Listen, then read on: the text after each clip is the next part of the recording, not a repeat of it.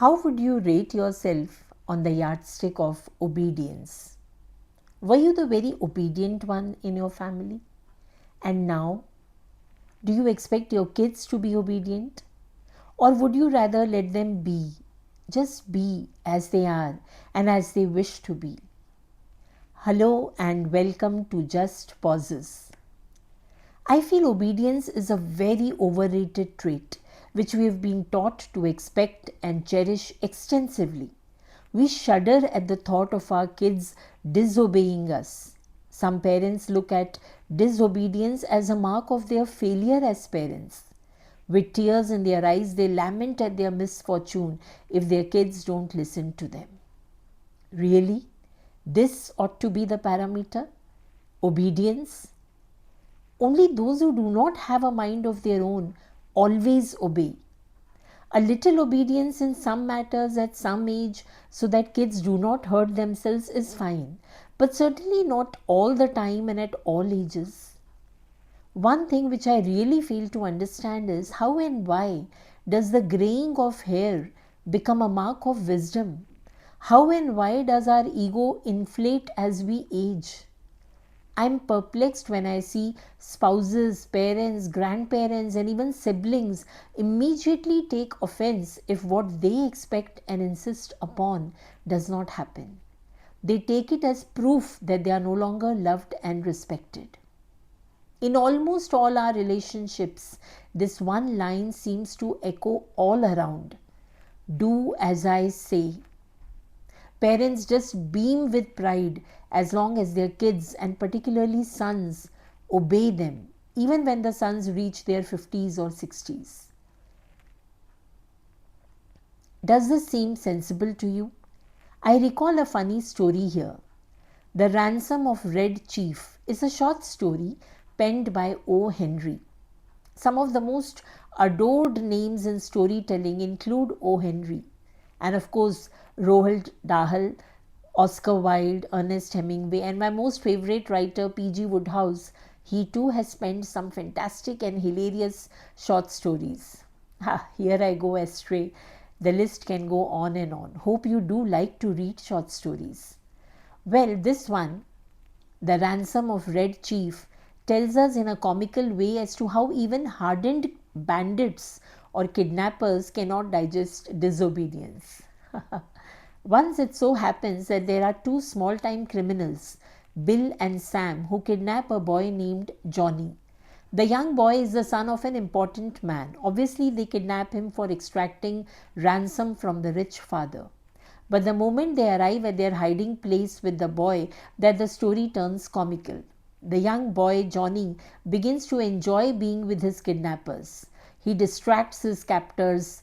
He chatters non-stop, does not listen to them, plays prank though they command him not to, and he commands them to play annoying games with him.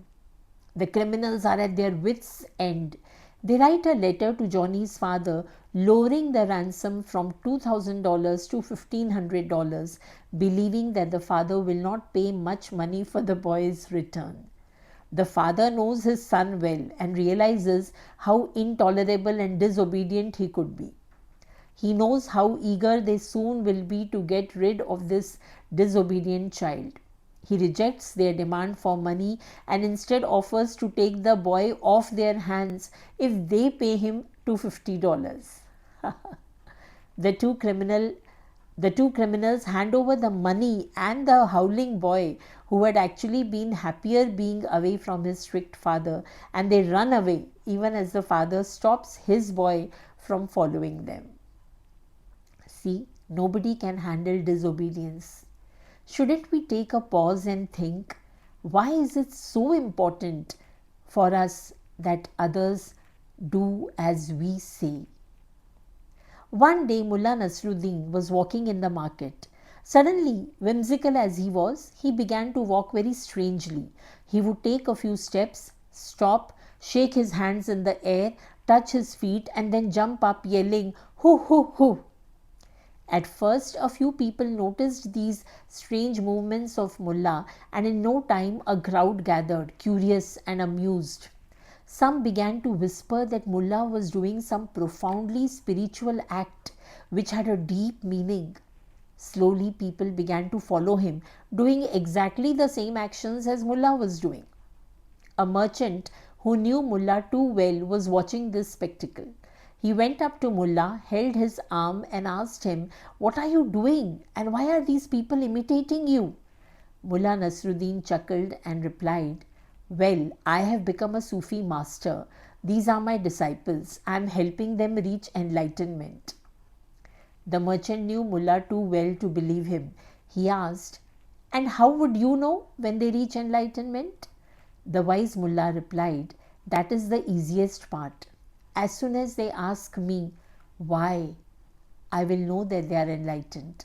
But until then, they must obey." Such a lovely story, isn't it? Much to reflect therein. A reply that makes us take a pause and think and question, why? Osho had once said, "Obedience is not a virtue, but intelligence is. Following rules blindly is deemed stupid. True discipline comes from the heart, not forced from outside." He encouraged being a light unto oneself, questioning things and building on one's awareness. We must think, and decide our conduct ourselves. If everybody had just followed what was told to them, there would have been no progress in any realm of life, be it art or science or music or religion.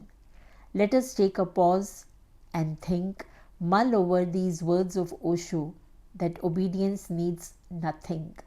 No intelligence, no guts. Disobedience needs everything, because you are going to be on your own. And unless you are on your own, you will never be able to know who you are. Thank you.